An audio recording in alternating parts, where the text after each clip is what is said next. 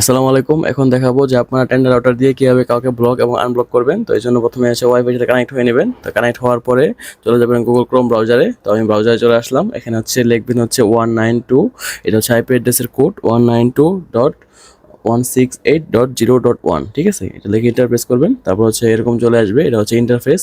তো এখান থেকে আপনার পাসওয়ার্ডটা দিয়ে দিবেন। এখানে নরমালি অ্যাডমিন থাকে পাসওয়ার্ডটা, বা পাসওয়ার্ডটা চেঞ্জ করা যায়। আর পাসওয়ার্ডটা না জানলে আপনারা যাদের ওয়াইফাই ইউজ করেন তাদেরকে বলবেন যে পাসওয়ার্ডটা কি দিছে সেটা জেনে নেবেন আর কি, ঠিক আছে?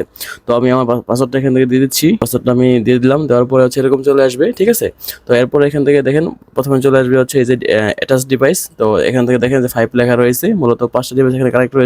তো এখানে ক্লিক করবেন। এখানে ক্লিক করার পরে এখানে সবগুলো ডিভাইস মানে সবগুলো মোবাইল বা ল্যাপটপের নাম এখানে পেয়ে যাবেন। তো সেখান থেকে আপনারা যেটা বন্ধ করবেন সেটা এখানে সুইচটা অফ করে দিবেন। তো এখান থেকে দেখেন এই যে OnePlus, আমি এটা অফ করে দিলাম। তো অফ করে দেওয়ার পরে এখানে ওকেতে প্রেস করবো, এবং এখান থেকে চাইলে কিন্তু আপনারা এই নামটা এখানে চেঞ্জ করতে পারবেন। দেখেন যে এখানে একটা আইকন রয়েছে, এখানে ক্লিক করলে আপনারা চাইলে যে কোনো একটা নাম দিতে পারবেন। তো এখানে ওকে প্রেস করবেন, তাহলে দেখেন এটা ব্লক হয়ে গেছে, ঠিক আছে?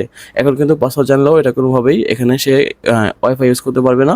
তো সেমভাবে এরপর এখান থেকে আবার এখানে ক্লিক করে এখান থেকে নিচে এখান থেকে দেখেন এখান থেকে নিচের দিকে রয়েছে ব্লকের ডিভাইস। তো এখানে রিমুভে ক্লিক করে ওকে প্রেস করলে এটা আবার রিমুভ হয়ে যাবে।